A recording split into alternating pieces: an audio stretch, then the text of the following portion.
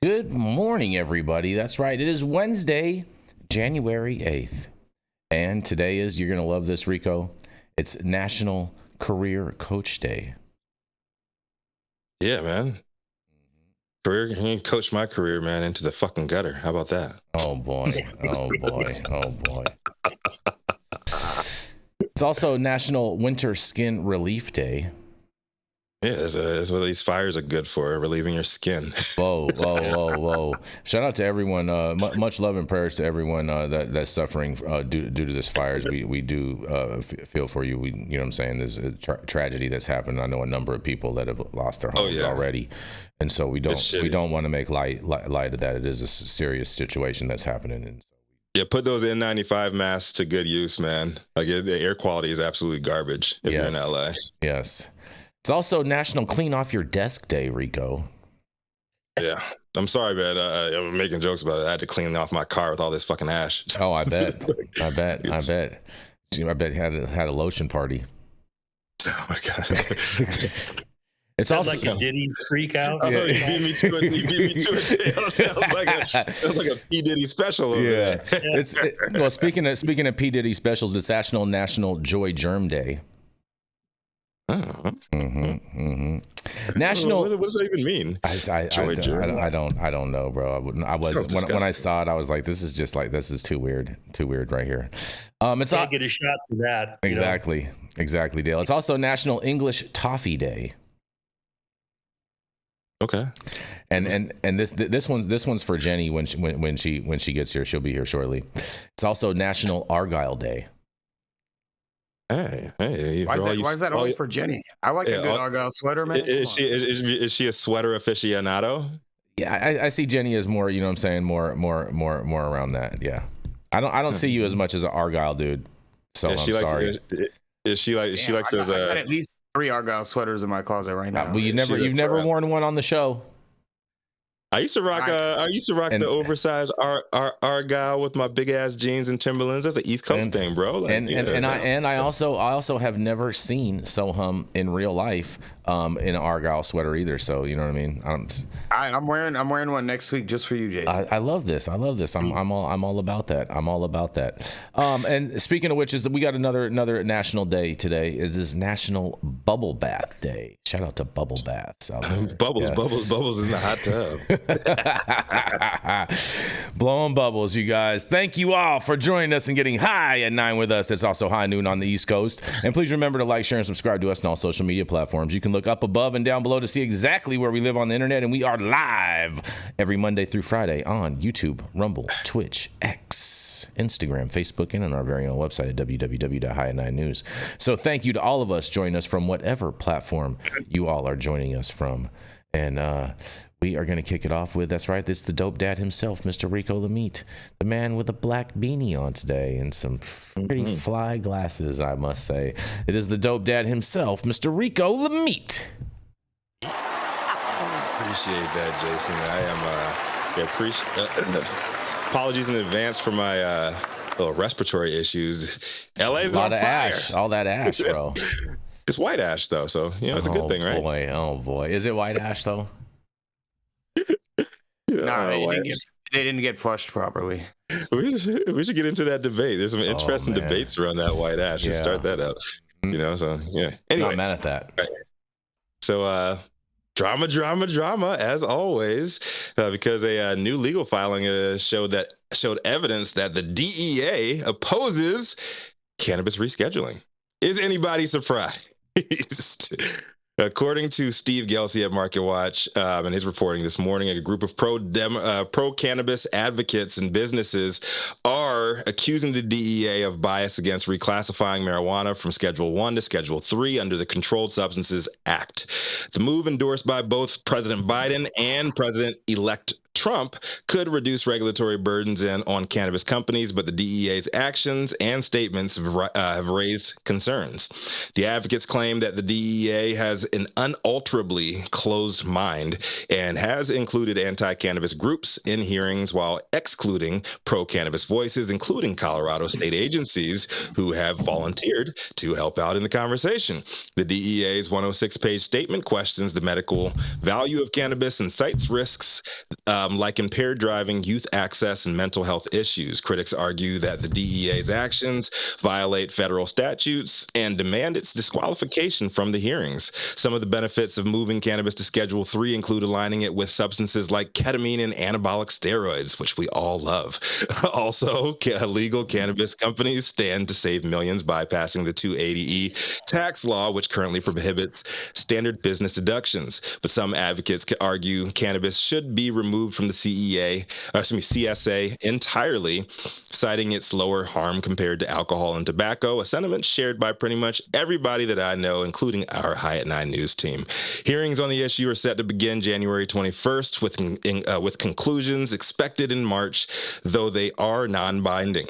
Legal challenges over the DEA's handling of the process could delay reforms, potentially pushing changes to 2026 or later.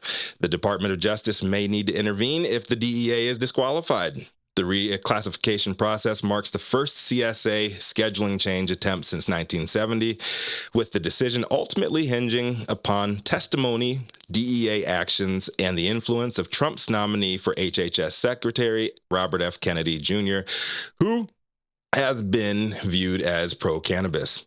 Increased uncertainty around rescheduling has continued to weigh on cannabis stocks, reflecting the slow pace and contentious nature of federal reform efforts. On a positive note, the incoming Trump administration has insinuated a desire to tear up any and everything tied to the legacy of Joe Biden, much like their attempts to do the same to Obama back in 2017. So maybe that means a complete descheduling effort is on the way under Junior, and maybe it also means abolishing the DEA. Who knows? It will be interesting either way. I'll tell you that much. I'll just be sitting back and enjoying the chaotic ride. I'm Rico Lamitte, the dopest dad on the street for High at 9 News. Interested in hearing what the rest of the team thinks. Well, I mean, I can say that you are correct that RFK is pretty pro-cannabis. I was with someone close to him last night having dinner, and we were having some amazing conversation in regard to. So shout out to everyone with the Maha movement going on right now. Yeah, Maha Hawk is a good friend of mine. I'm not talking about that Maha. Shout out to Maha and Ben. Oh boy. Yeah. Yeah, man. There's a game of chicken they're playing right now, and I'm enjoying every bit of it. So this is what motherfuckers voted for. I don't even understand how this is news. Like, how does anyone the DEA has always been against cannabis, and Annie Milligram is always been against cannabis so much that she wouldn't even sign the document in regards with the rescheduling. So like, why is anyone surprised about this? I don't understand how this is like not common knowledge. It's because the filings came out and it showed exactly what they were accused of doing last month. Only talking to Project Sam and those assholes instead of having a balanced fucking conversation. Why not have both sides present their facts and their findings and go through that and then make your decision? No, they just talk to a bunch of haters and they're like, well, I don't know. Get the fuck out of here, man. Abolish the DEA. You're wasting our time. You're wasting our money. You're losing people's money. And people are dying because of this. Continue to die because of this shit. If you want to really talk about it, there are consequences to this being dragged out. People are losing their jobs. People are losing money in investments. People are losing their businesses. And we need some kind of clarity, one way or the other. Hopefully Trump and the incoming administration gives us at least that. Yeah, well, this points out one of the big problems with all these different agencies having their own administrative positions and powers, bureaucracies. Because if you were to take all the federal law enforcement or whatever and put them into one agency, they could handle all this stuff. Okay, they could handle the fentanyl and the coke. But in the bureaucracy's game, you're a failure if you don't get funded for the next year. if you don't maintain your position. It becomes more about maintaining my position and my funding and my bureaucracy than actually solving a fucking problem. And now it's out there in front of everyone to see. In 1970, when they passed the CSA, we were told point blank by Nixon administration, we're putting it in Schedule 1 until we can study it, and then we'll change it. 54 years later, here we are, and they're still gaming the system, putting their thumb on the scale. And they don't want to do this. And it's part of why people are so pissed off at the federal government and all these damn bureaucracies, is that the redundancies are just wasteful. And when you try to drag them before an agency, you pull their pants down at what they're doing, I don't think there's any shame in their game. They don't give two shits if you call them out. They don't care. Yep. No, I mean, and I'm going to talk about this more in more depth a little bit later with my articles. I don't want to get look too at deep that, a into little it. tie-in story, huh? Yeah, but I will say, I think one silver lining here is that, of course, all of us that have worked in the industry for a long time have known the degree of corruption that the DEA operates with for a long time. But now, the fact that in the DEA, who would ever think such a thing? But I think the fact that this is happening so blatantly for the entire public to see how they're selectively choosing who's allowed to participate in these hearings, I feel like they're getting a rope to hang themselves with at this point, at least on this issue. I mean, I would love to see the DEA get abolished. I don't know how realistic of a goal that is, but I mean, I think they're really exposing themselves during this rescheduling fight, and you know, I mean, maybe there's. I think they just don't give a shit, bro. They don't care. You know what I'm saying? They don't care if they're exposing themselves or not, and they're just going to keep on pushing through and bulldozing their way with their agenda, and that's what it's going to be. I agree with you, but I guess my point is, I think hopefully this is going to come to a head during this next administration, and we'll finally see some movement on this issue. Look at that. Yeah, I mean, dude, we're all very cautious. Yeah, look at that. We all want America to win, Jason. Like this is I think this is the difference.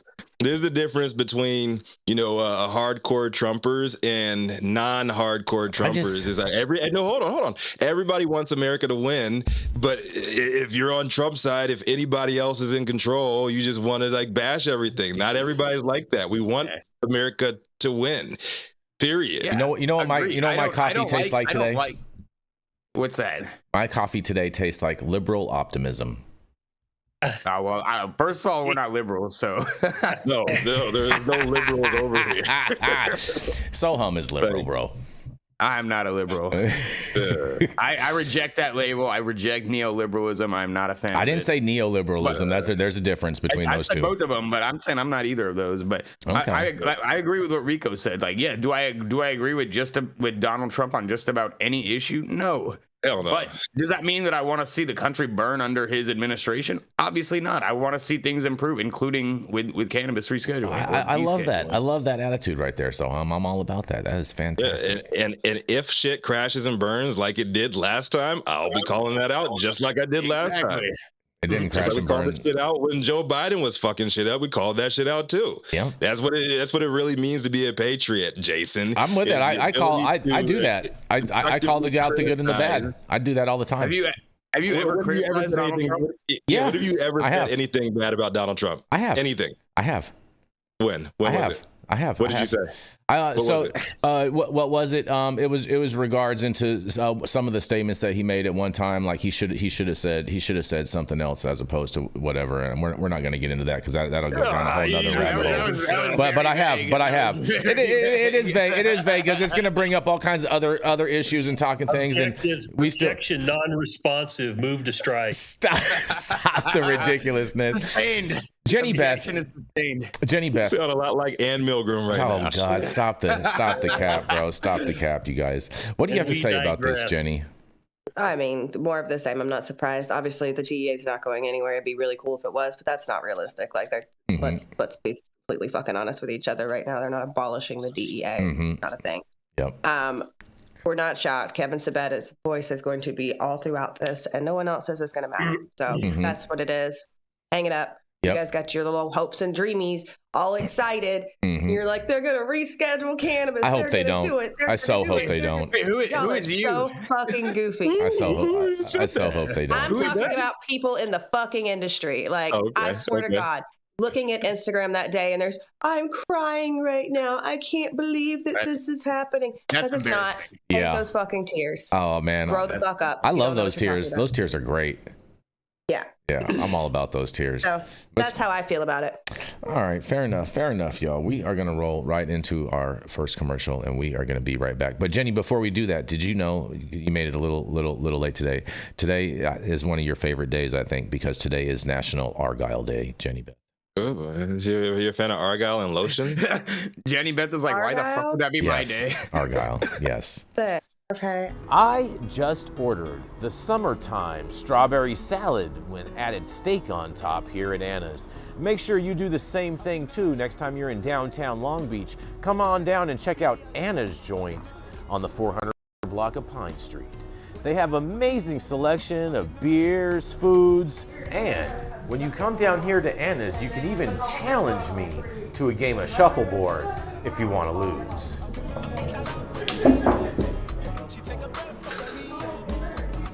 You get that? So, next time you're in downtown Long Beach on Pine Avenue, make sure you stop by Anna's Joint on the 400 block. Not only do they have Anna's Joint, this restaurant and bar, but they also have the amazing deli next door, and then next door to that they have a very exotic flower shop. You may want to stop by and say hi.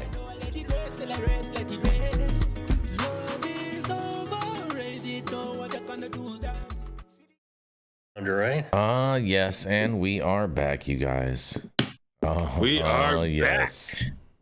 And up next, it's none other than the High at 9 News head honcho, the man who is never wrong simply because he's on the right. Mm-hmm. Coming to the stage, it's the only guy that can walk into a stadium in Los Angeles and get booed heavier than Hulk Hogan. Stop it. Jason Beck.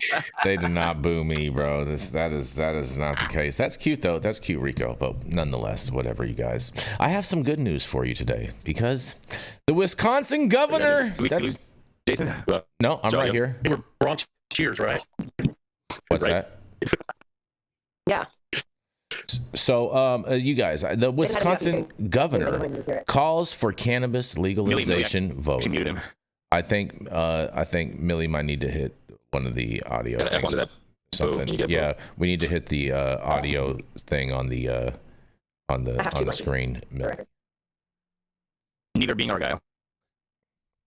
Wisconsin governor calls for cannabis legalization vote, you guys. That's right. Wisconsin Governor Tony Evers on Monday announced that he will call on lawmakers to allow the public to put binding legislative proposals in the ballot, saying the people should have the right to decide on policy changes, such as the legalization of marijuana. The Democratic governor said he will include the plan in his 2025-2027 beneficial state budget, allowing Wisconsinites to enact statutory and constitutional changes at the ballot box without the approval of the state legislature. Unlike most states in the union, Wisconsin does not have a process for citizens to place. I think we can hear y'all talk over Jason's story. We can't hear Jason at all. That's what I understand, but we can hear you. Unlike most states in the union, Wisconsin does not have a process for citizens to place binding legislative and constitutional proposals on the state's ballot. Activists have used the initiative process to legalize cannabis in many states, including several of the first states to make the policy change, you guys. Evers noted in his statement that Wisconsin Republican-led majority put 5 statewide referenda questions on the ballot in 2024 and more than any year in more than 4 decades. He noted that all 4 questions were drafted, legislatively approved, and placed on the ballot by Republican lawmakers and largely without direct input from the public. The will of the people should be the law of the land. Republican lawmakers have repeatedly worked to put constitutional amendments on the ballot that Republicans drafted and Republicans passed, all while Republicans refuse to give that same power to the people of Wisconsin. And that's what's wrong, Evers said in the statement. In another statement, Republican lawmakers shouldn't be able to ignore the will of the people and then prevent the people from having a voice when the legislature fails to listen. That has to change. If Republican lawmakers are going to continue to try and legislate by constitutional amendment, then they should give the people the same power. And that's what I'll be asking them to do in my next budget.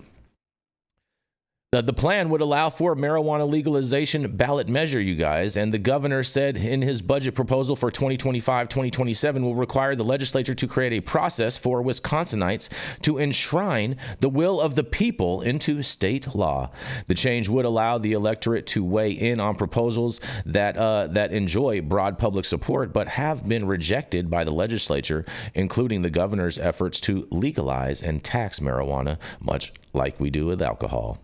Evers also cited other issues that could be legislated through an initiative or referendum process, including protecting abortion rights, expanding paid family leave, and enacting gun safety reforms such as universal background checks. In a quote, they say, "The will of the people should be the law of the land, and Republican lawmakers have repeatedly worked to put constitutional amendments on the ballot that Republicans drafted and Republicans passed, all while Republicans refuse to give that same power to the people of Wisconsin, and that's what's wrong," Evers said in a press conference on Monday, according to a report from the Wisconsin Examiner. Republican lawmakers shouldn't be able to ignore the will of the people and then prevent the people from having a voice when the legislature fails to listen. That has to change. If Republican lawmakers are going to continue and try to legislate by constitutional amendment, then they should give the people the same power, and that's what I'll be asking them to do in my next budget, he says.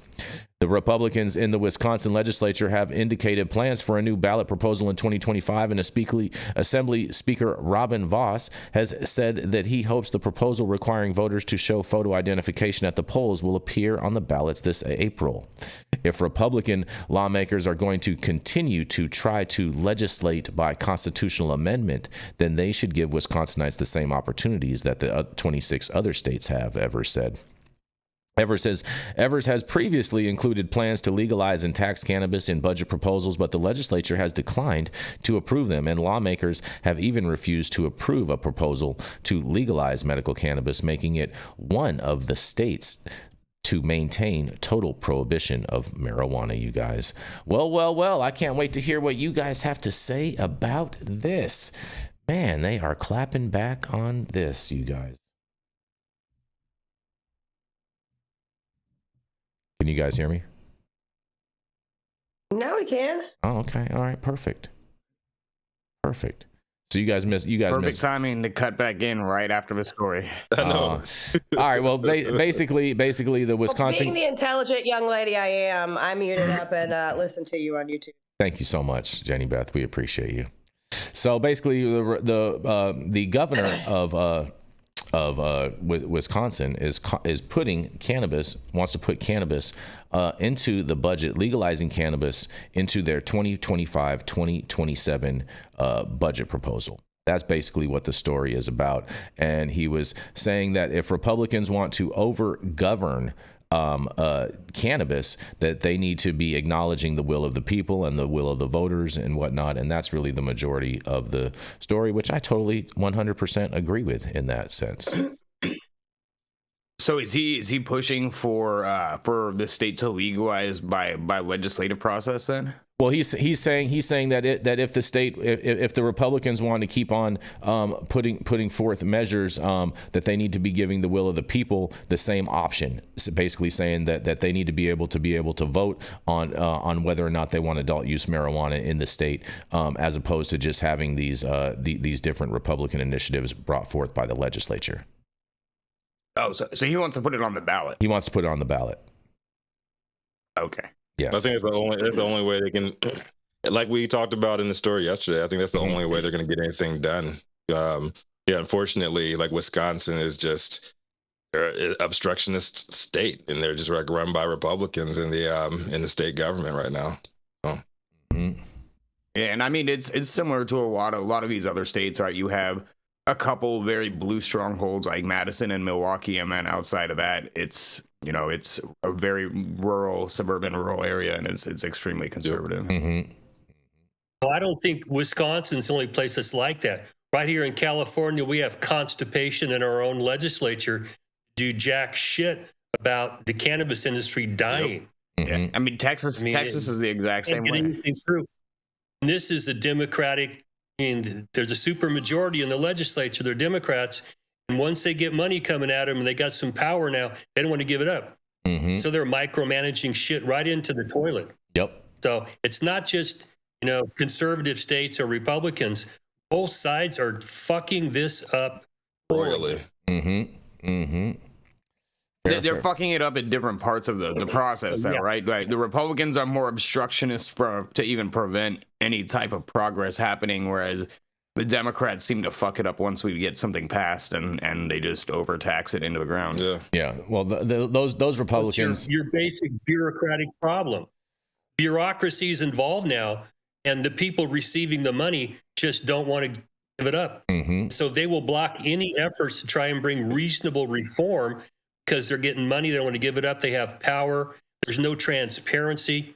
And that's just in California. It drives me nuts. And you look around the country and they follow the models of too many places where if we don't like it, we're going to regulate and tax the shit out of it so it can't survive, then blame it on somebody else besides the bureaucrats and the legislators setting this up.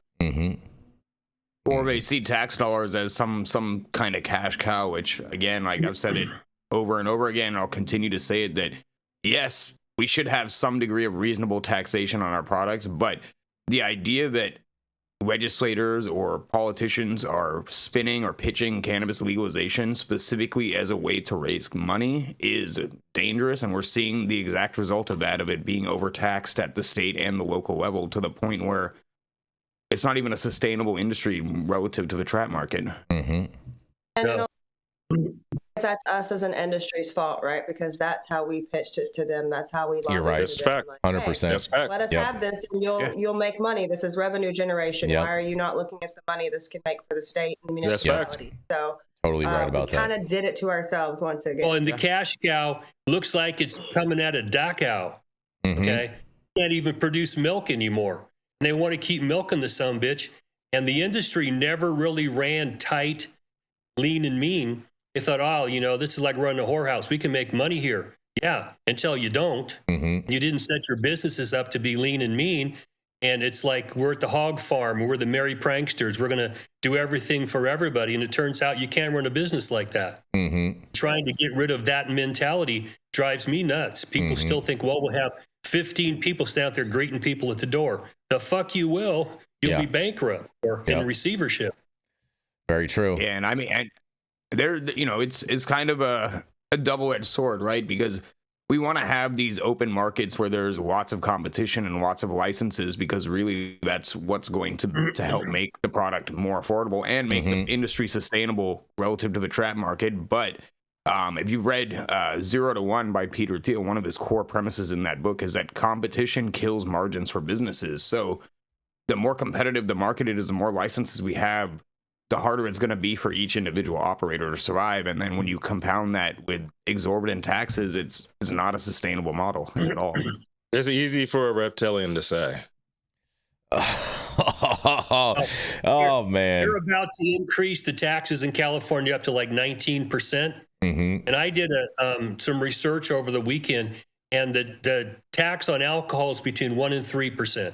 And they're taking cannabis to 19%. It's already 15% for an excise tax. I thought I just saw too, related to that there's about 1.3 billion in unpaid cannabis taxes in California right now, just ahead of this potential increase in the tax rate. So hopefully, I mean, again, gosh, not terribly optimistic on this, but hopefully California regulators get their heads out of their asses and absolutely do not move forward with this tax increase.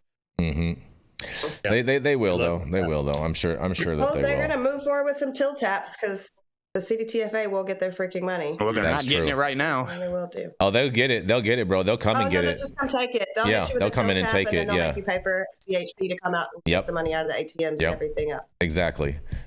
And then a lot of stores will film it on social media and portray it as a raid, even though it's not a raid. It's a till tap. Right. Right. That's what happened to Jungle Boys. Exactly right, Jenny Beth. Exactly right. And on that, is Joe Biden technically a jungle boy now too? Well, we're gonna keep this. Argyle. We're gonna keep this train rolling. We're gonna roll right into attorney at law, Mr. Dale Schaefer. He has been an attorney since the Reagan administration. He has represented physicians, hospitals, insurance companies, cops, corrections officers, and for the last 25 years, he has specialized in cannabis law.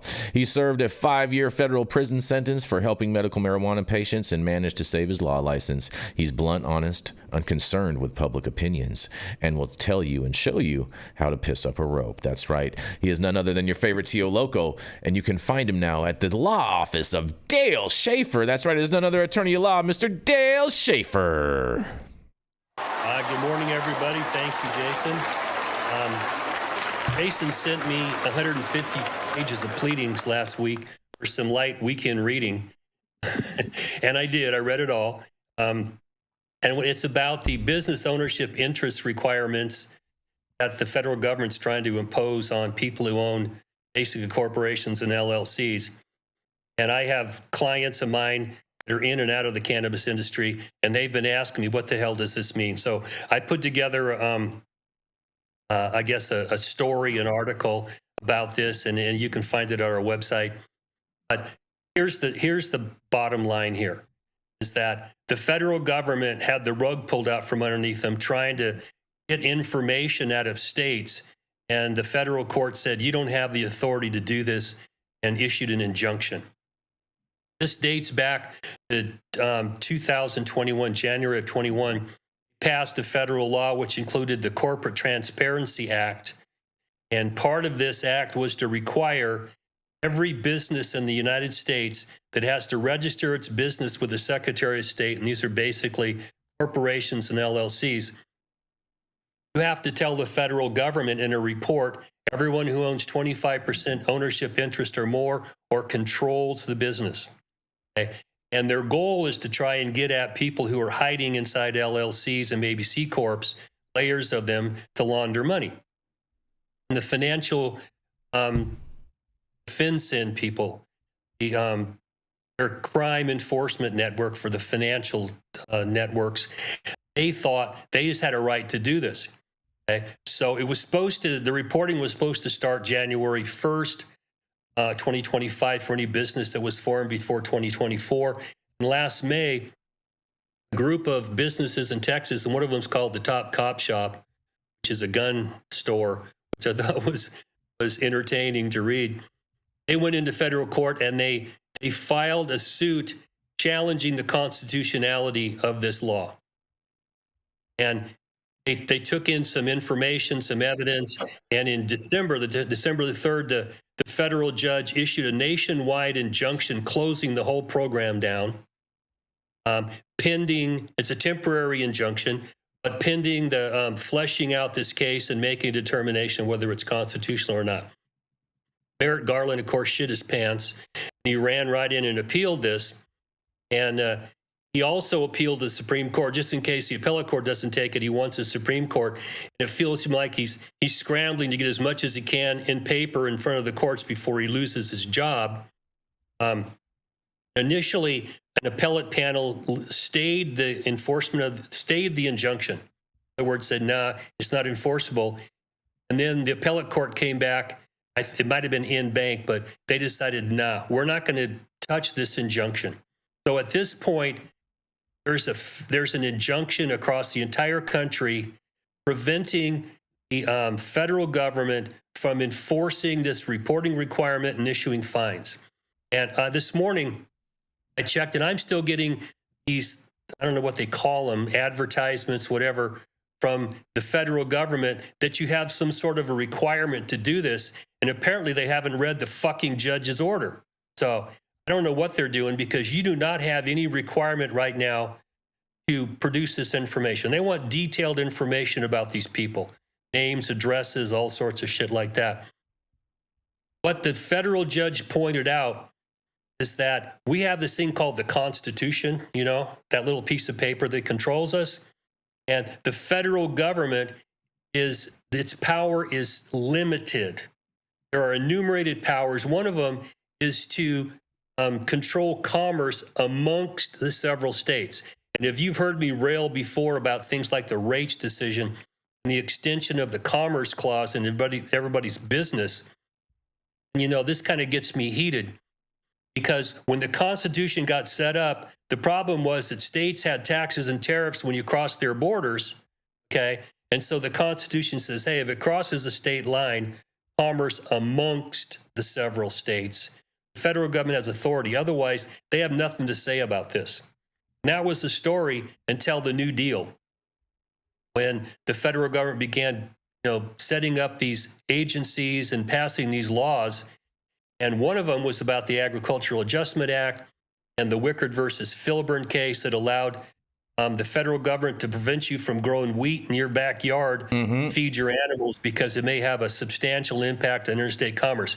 It was an abomination, but it's still on the books. And the Rage case prevented Angel Rage from growing weed in their backyard, smoking in their house, because it may have a substantial impact on interstate commerce. What the federal government tried to do is to come and say, hey, well, you've let us do this for so long, we can do this. And this federal district court judge said, oh, no, you don't have the power to do this. And besides, you violate the First Amendment freedom of association with this because people can associate however they want, okay? You invade their Fourth Amendment right to privacy.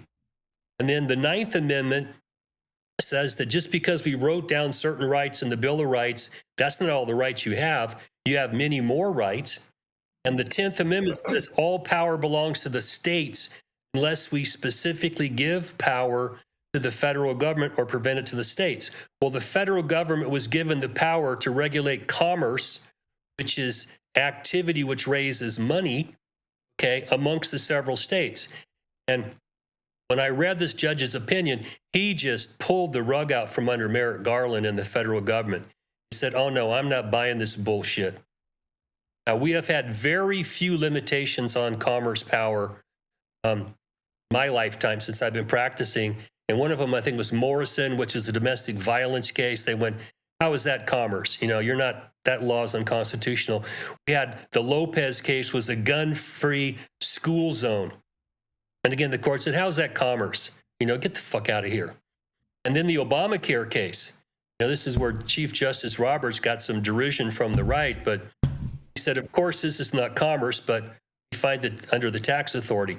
But there was a limitation put on being able to force people to pay for health insurance under the Commerce Clause because it's not commerce, okay? And in this case, what they're trying to do is to compel you to give up personal private information if you have a business registered with the state because we want the information and we want to fight money laundering and these financial crimes. The court backed up and said, hang on, you first got to establish that you have the commerce power to do this. And they said, no, you don't. So I'm hoping that when the next administration comes in, they pull the plug on this.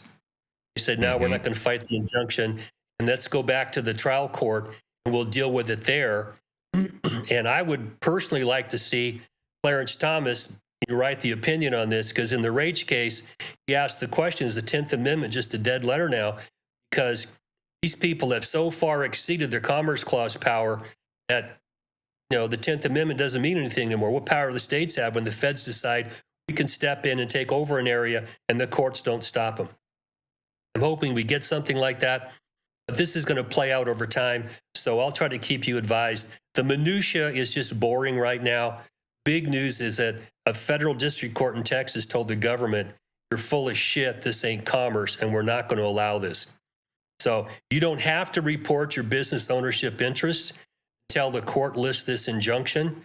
I don't care what the federal government tells you, and I tell my clients, we'll keep you advised. If you want to give the information, that's up to you. Can't compel it. I'm going to throw this back at you for your input, and I'm anxious to hear what you have to say here. Man. Yeah, I don't see this going anywhere. I was getting ready to fill out all this information just in the past couple weeks, but of course, because of that injunction, I didn't. I mean, the craziest part about it was the fines that they were talking were at a minimum, I want to say $571 or $581 per day, and it went up from there per day. Yeah, so if you filed on January 2nd, bam, $600. Filed on January 3rd, and that's the minimum amount. So I mean, I thought those fines were a little bit excessive, so I'm glad It's to definitely see this get stopped excessive for now.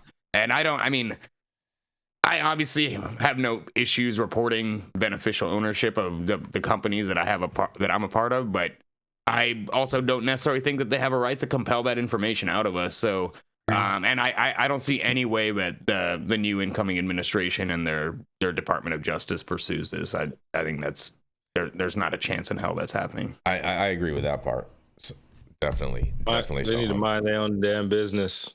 I mean, I just it's out of their purview to be doing all this. You know what I mean? And it's just so. I mean, I guess they needed a way to be able to generate all that money that they sent to Ukraine back, or something before. You know what I mean? Because even the fees, like you stated, Sohum, are just erroneous. Yeah, I mean, $600 a day. Yeah, it's crazy for not filling out a form. For the federal government. Right. The other thing, Dale, I was going to ask you, the notices that you're getting, I get this stuff from what looks like some small business administration registration stuff too. A lot of it is actually private businesses that format their advertising or their email or whatever to make it look like it's an official communication from the federal government and say, oh, we can help you do this, contact us. And it's really just them selling their services. So I'd be curious if it's actually coming from FinCEN or one of these other private companies that's trying to help people get their stuff filed. Yeah. If they have an accent when you get them on the phone. Yeah, they're from Bangladesh. Yeah.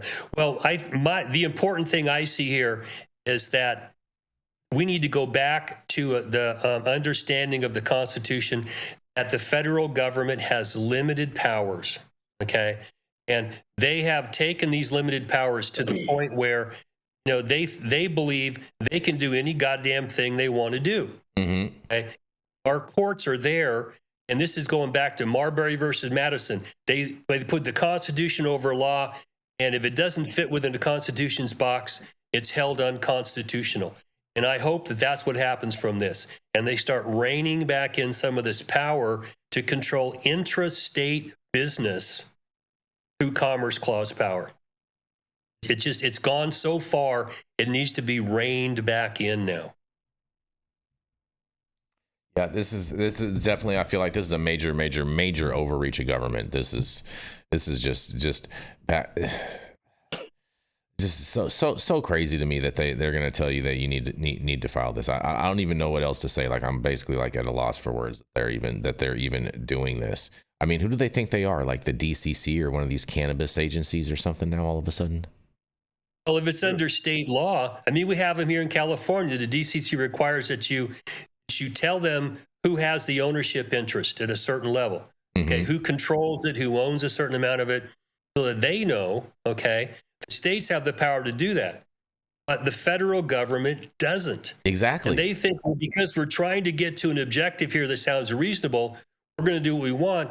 And my position is, as an attorney, that the Constitution limits your power. And what the hell makes you think that you can just write any rule you want extra constitutional and we're just going to be good with it? No. No, there needs to be a sharp line drawn there for all the governmental entities to understand and rein back in some of this belief that we can do whatever the hell we want just because the objectives in our mind seem reasonable. No, you have limited powers of the federal government. Once you exercise them, you're supreme. States get out of the way, okay? But the Constitution limits their commerce power to commerce amongst the states. And we're at a point right now where they can tell you how to wipe your ass because the toilet paper crossed a state line. Yep. Bullshit. I totally agree with you. I'm all the way. This is just a gross overreach of government, every which way and around. Do you have anything you want to throw in on this, Jenny, before we go to a commercial or Rico? No. All right. Good old reach around once again, Jason. Good old reach around. Shout out to reach arounds. And we are going to roll into our next commercial and we're going to be right back.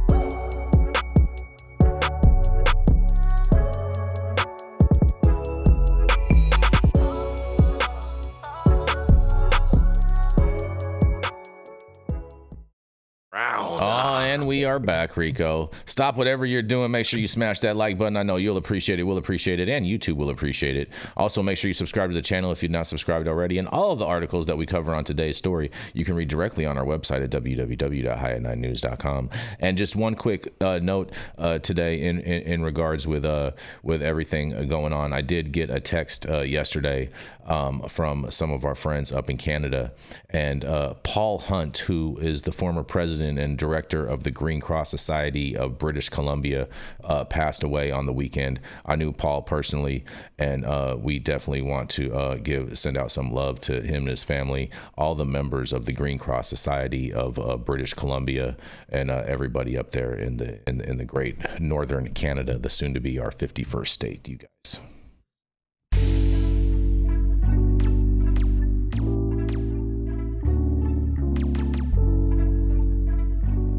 Are you all ready for America's new #1 D9 gummy line? That's right, we are bringing to you Parody Gummy. These vegan gummies are manufactured in a safe harbor facility, so you know they're gonna be clean and safe, and they're not gonna give you any of the runaround. Coming in, we have 3 amazing flavors for you. We have the Raspberry Riots. Also, we have the Sleepy Joes if you need something to help you sleep at night. And if you're feeling like raging and having a party time, that's right, we have the Pineapple Bad Hombre. If you're feeling like a bad hombre, make sure you head over to www.parodygummy.com and secure your bag today. Yes, and we are back, Rico. Oh, yeah, he's got over a decade of cannabis technology experience, more recently working on a product called Grind designed for athletes. And every time he's on the show, he triggers the hell out of Jason Beck when we bring up the acronym of where he's from. Coming straight out of the ATX, it is none other than Sohum Shah. ATX, Jason. ATX. It's Austin, bro. Stop the ridiculousness, bro. I don't know why you guys insist on calling things that they aren't. Jason's New Year's resolution is to start using the phrase ATX. No, that's definitely not. That's definitely not. Unless you say that, Sohum, because everyone always starts their New Year's resolution and then always breaks them, and so I broke mine on the first day before you even came on. Well, you can get back on the horse. Sorry, you can try again. All right. Today we're going to talk some more about the DEA and their reschedule hearings. Colorado was shut out of the marijuana rescheduling hearings by a biased DEA, according to a new filing. The U.S. Drug Enforcement Administration rejected a September request from Colorado officials to participate in the U.S.'s historic marijuana rescheduling process. That's one example of bias that should disqualify the agency from overseeing the hearings, according to claims made in a filing submitted Monday to the DEA's Chief Administrative Law Judge, John Mulrooney II. The decision to exclude Colorado, where sales of adult-use marijuana began more than a decade ago, but include authorities from states without regulated cannabis, such as Nebraska and Tennessee, demonstrates why the agency should be removed from the proceeding, the filing claims. I'm going to skip ahead a little bit because we got a lot of this detail already from Rico's story. But yeah, so the Colorado's Governor Jared Polis requested in a September 30th letter to the DEA Administrator Ann Milgram that the state be allowed to present relevant, unique, and non-duplicative data that shows marijuana having medical utility and abuse potential far below opioids. In his letter, a copy was attached to Monday's filing. Polis expressed a fear that any federally rescheduling decision made without considering Colorado's position will, quote, introduce significant risks to state-regulated marijuana frameworks, including the ability to regulate sales as well as collect tax revenue. According to Monday's filing, Milgram barred Colorado from presenting that data by ignoring Polis's letter and declining to extend the state an invitation. Instead, the DEA mentioned Colorado 27 times in its January 2nd filing, part of an effort to cast doubt on the success of the decade-old state-regulated program. Yet the DEA makes no attempt to engage with the positive evidence from Colorado and summarily rejected Colorado's request to participate in this hearing, the filing continued. And now, secure in the knowledge that the administrator's secret selection process is guaranteed that Colorado will not be able to respond or defend itself, DEA reveals its plans to smear the state's successful regulatory program in these historic and very public proceedings. The DEA also allowed the state of Nebraska, which is attempting to thwart a medical marijuana ballot initiative approved by its voters in November, and the Tennessee Bureau of Investigation to participate in these hearings. Both states are opposed to rescheduling according to their filings. These revelations show the proceedings are a sham orchestrated by the DEA to stonewall cannabis from being transferred to a Schedule III designation, Village Farms founder and CEO Michael DiGiglio said in a statement on Monday. As MJ Biz Daily has reported, both the initial roster selected by Milgram as well as further decisions by Mulrooney appear to tilt the list towards witnesses who oppose moving marijuana from Schedule I to Schedule III. There's a little bit more there. You can read the full article on the website. But yeah, I mean, as we've already covered and established well, these hearings have been a sham, as they're mentioning in the lawsuit. And hopefully we see this kind of open corruption lead to some type of consequence for, at least in the context of the rescheduling decision, some kind of consequences for the DA for blocking this and tilting the scale. But let's kick it back to the team. This is Sohum reporting from the ATX. Oh man, so you know what, Sohum? As of 2024, the DEA maintains 241 domestic offices in 23 divisions, 93 foreign offices in 69 countries, with a budget exceeding $3 billion annually. $3 billion is enough to buy Greenland. Money. $3 billion is enough to buy Greenland, isn't it, Jason? Yes. I mean, we get Greenland. We'll get Greenland and more. You know what I mean? That's for sure. You know, one of the strategic regions to getting Greenland. I'm not even gonna go down there. It was a joke, keep it a surface level joke. Okay, fair enough. Just in case you wanted to know, one of the strategic reasons to make sure that Greenland is. I know a lot of them, but yeah, you know what? When you campaign on taking care of shit at home, you might want to take care of that instead of pissing off other people. We got important things to do, like rename the Gulf of Mexico. That is taking care of home because that will be part of home also pretty soon. Take care of other shit first. It's a distraction to get away from all the other shit that will not get done on day one. That instead is going to be done on day one. Okay. So anyway, about Jared Polis. Yes, please, Jenny Beth. It's utter bullshit, right? Distractions. No, it's absolute bullshit. But like, guys, if you don't see what's going on, the DEA and the federal government is undoing all the work that we've done, period, for state legalization. So watch them pick apart all of our state programs. Watch this be regulated in a way where we're all removed and Big Pharma takes over. Rescheduling can't fucking happen. Like, this will be a fucking nightmare. And I'm sorry. Unfortunately, there are positives, like the ability to do actual clinical trials. That's about it. Yeah, that's the only positive that I've seen. Well, that's also not the only way that we can get federal clinical trials approved. Yeah, we could get federal. There's other paths to that. We could deschedule cannabis and get the same thing done. Exactly. Descheduling it would be the right way to do it, but that's literally the only benefit of a reschedule would be that you can have a Schedule I drug that you can't do. The 280E is the other benefit. Yeah, but 280E is not really going to be that much of a fucking benefit. It's still a benefit. Not when we're not in the industry anymore, Rico. Yep, that's a good point, Jenny Beth. 0% of zero. Yep, zero. Without a Schedule III license, you're still just a black market operation. Yep. And one of the things I think we need to cram down the throat of the federal government is that the Surgeon General just announced that there's 100,000 cancer cases per year caused by alcohol, and 20,000 of them die. There has never been a cancer caused by cannabis. Full fucking stop. Okay. So stop all the nonsense about how dangerous and the kids and your kids in junior high school can buy any goddamn drug they want. They know more about them than their parents do. So let's just be reasonable and think about this from an objective standpoint and see if we can cut through the smoke screen the DEA puts up all the time. Kevin Sabet's there to help them put the smoke screen up. Bottom line is this needs to be taken out of the Controlled Substances Act, put in place where it's handled more like alcohol and tobacco. Give a federal license that you can transport all over the country, all right? and give access to the average person out there. California is already shipping tons of weed to the East Coast. They might as well do it legally and be able to get some tax money off of it and control this. And that's where we need to put our attention. Stop with the sleight of hand the DEA's doing. They're playing games. They want to stack the deck. You cut through all the bullshit.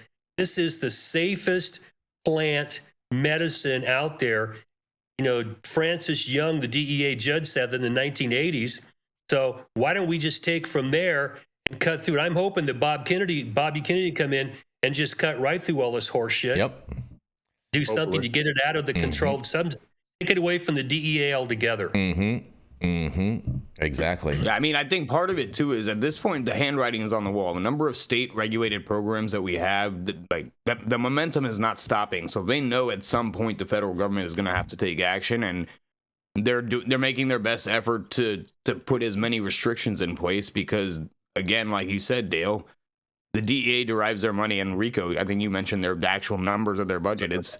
They need that money, and they need rules that they have to enforce in order to justify continuing to receive their budget. Yeah, over $3 billion annually. Yep, that is all. That is true. That is true.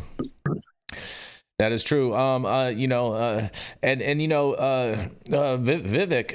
Ramaswamy has called for the DEA to receive more funding, and if they are going to give the DEA more funding, I just hope that there's earmarks in there and appropriations in there to where it can only be used for fentanyl enforcement, because they're already wasting too much money already just on doing nothing about fentanyl. That guy's kind of a clown anyway. So the DEA he is not a clown, bro. Yeah, they should have regulated.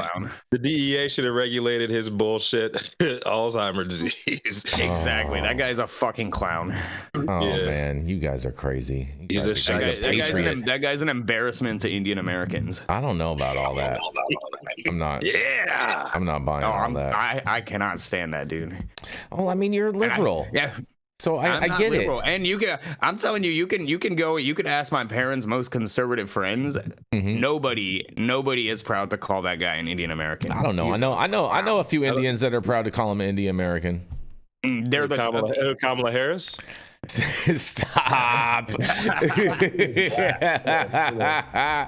Oh, I see what you did there, I mean, Rico. it was when he went on that show with Ann Coulter and she was like, look, I think you're really smart and intelligent, but I would never vote for you just because you're Indian. And he just took it on the chin and continued the interview. I'm like, man, what the fuck is wrong with you? I mean, what? And what happened with Ann Coulter? I mean, she lost more weight. All right, whatever, you guys. I'm going to roll into our final commercial, and we are going to be right back. Are you a business that's suffering from the hyperinflation that is plaguing America today? We have the solution for you. That's right, Patriot Business Financing. Head on over to www.patriotbfc.com and apply for a loan up to $2 million. Any state, any industry, even the cannabis industry, the CBD industry, as well as the industrial hemp fiber industry. Secure up to $2 million today, and make sure that when you apply, you tell Paul you said hi from High at 9. Oh, and we are back, you guys. I don't really know what you want me to say to that. And we're back, you guys. We are back with the cannabis industry's favorite foul mouth from the South, the founder of Kind Cannabis Consulting and Justice Served 501c3, and everybody's favorite lover of all things Argyle. Coming to the stage, Jenny Beth Dills. So fucking weird. So fucking weird. Like, tweed, okay, I like a good tweed suit, but like, Argyle? Argyle. I thought about it, Jason. I bought an Argyle printed sweater one time in like 9th grade. Doesn't exist. And you bought it. That was really weird. You bought it. Yeah, okay, but that's real weird. But all right. So back to Colorado, because a Denver man has been sentenced to 30 years in prison for his role in a massive crime spree targeting marijuana dispensaries across the metro area. Gennaro Zuniga, 21, pleaded guilty this week to 3 felony charges, including violating Colorado's Organized Crimes Act, second-degree burglary, and robbery. The plea deal dropped 84 additional charges against him, which included burglary, attempted burglary, theft, and kidnapping, according to court records. Drop that kidnapping, huh? Prosecutors say Zuniga was part of an organized crime group that stole cars and used them to burglarize more than 40 marijuana dispensaries between September 2022 and November 2023. He was arrested in December and was tied to 5 armed robberies, 21 burglaries, and 11 attempted burglaries. The Denver District Attorney's Office says Zuniga was one of 23 people arrested in connection with 2 organized crime groups that targeted marijuana dispensaries, federal firearms licensees, and other businesses. Together, the groups allegedly stole nearly $800,000 in cash and property during the crime spree. Zuniga's sentence is one of the longest handed down in the case as prosecutors continue working to bring others involved to justice. I mean, dude, see you when you're 51 because you suck. Like, I don't understand why they're only reporting on this guy. I guess maybe it's just his turn. But 23 people, it's pretty shitty. And I think that Colorado does a terrible job historically of letting operators know when these things are going on. In fact, historically, they cover it up so that people feel safe, but that puts dispensary operators in a really shitty position for protecting their staff. So I'm glad these guys got caught. It's just ridiculous.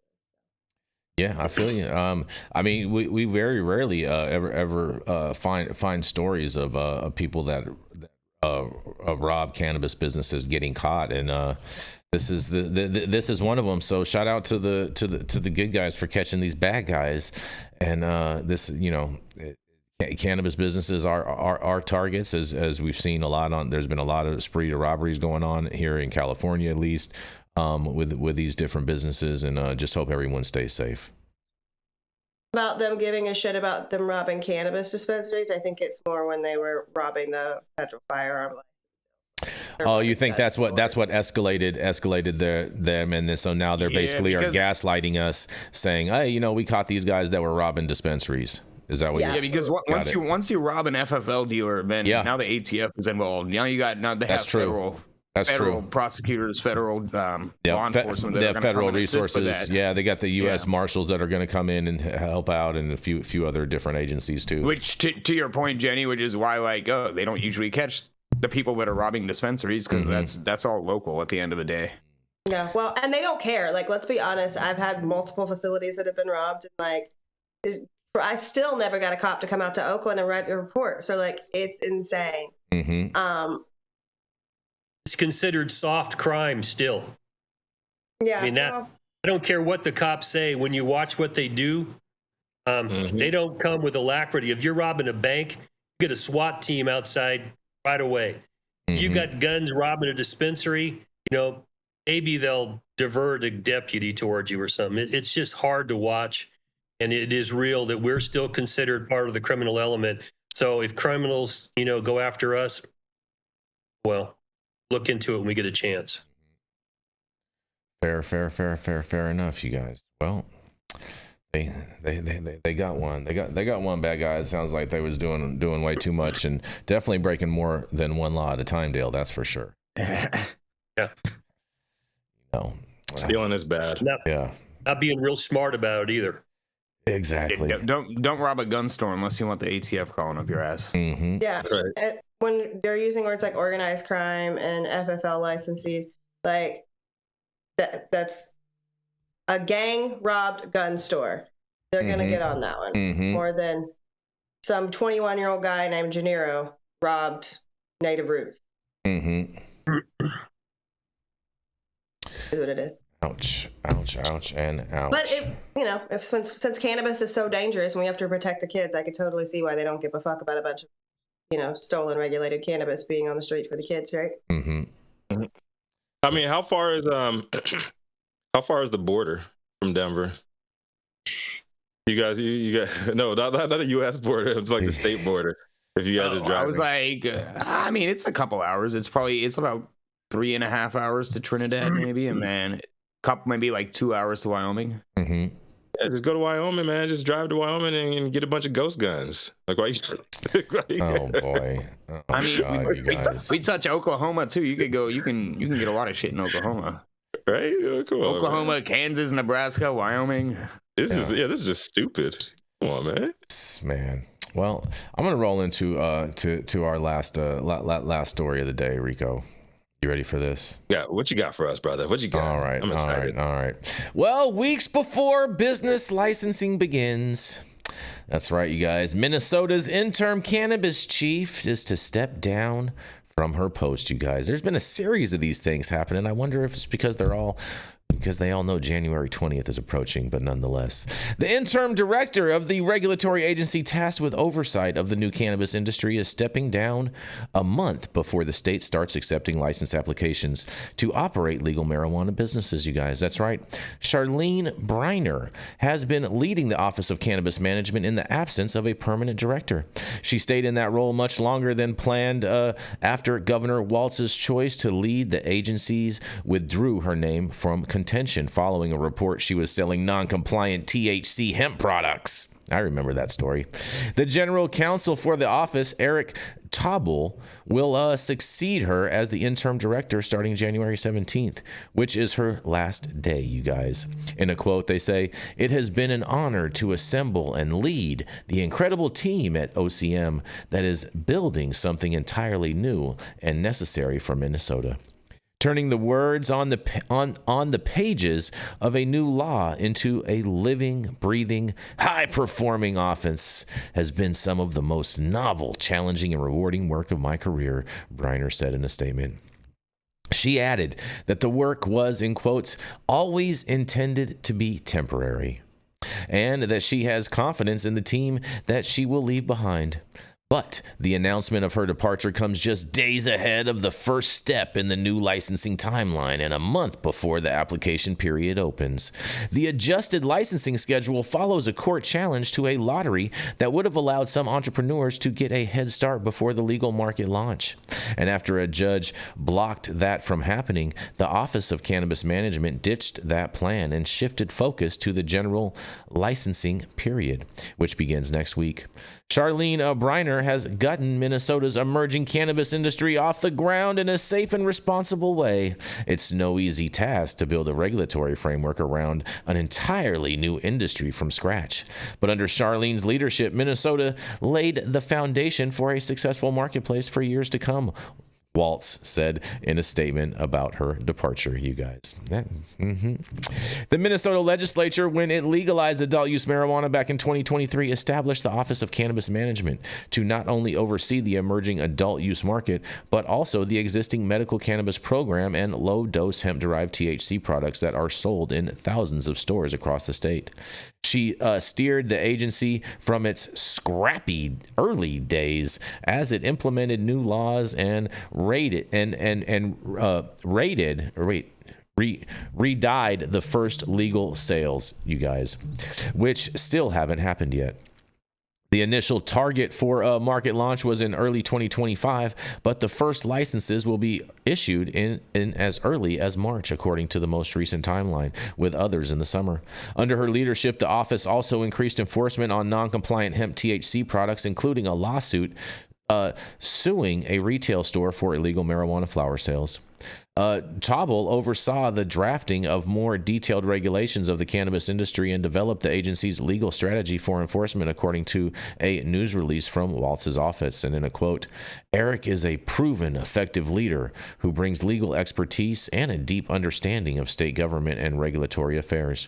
He will ensure continued growth and success as we work to make Minnesota competitive in this new industry," the governor said. Well, what do you think about this lady stepping down from the Office of Cannabis Management in Minnesota, you guys? What do you have to say about this? Just like Rob Coop in Delaware, it's a smart move. As soon as legalized comes around, you know it's going to be a shit show, and you will be blamed for all of it. So, a smart move by this lady, and I wish her the best of luck as the highest paid consultant that the state of Minnesota can afford. It's the American way. I mean, at the end of the day, like, she had an interim position, like she was always going to step down. Yeah. So. Not always. We had a couple of interims here out in California that stepped up to the plate and got blamed for everything too. Yeah. Yeah. Okay. Lori Ajax was the one that was in the first position to take all the shots. Yeah. Yep. That's right. That's right, Dale. What do you guys say, Sohum? I mean, I'm curious how this affects. I know that they had disqualified a ton of applicants in that early social equity period. So I'm curious to see if any of those applicants try to appeal their disqualification. And now with this lady stepping down, maybe have a path to get readmitted into that application process.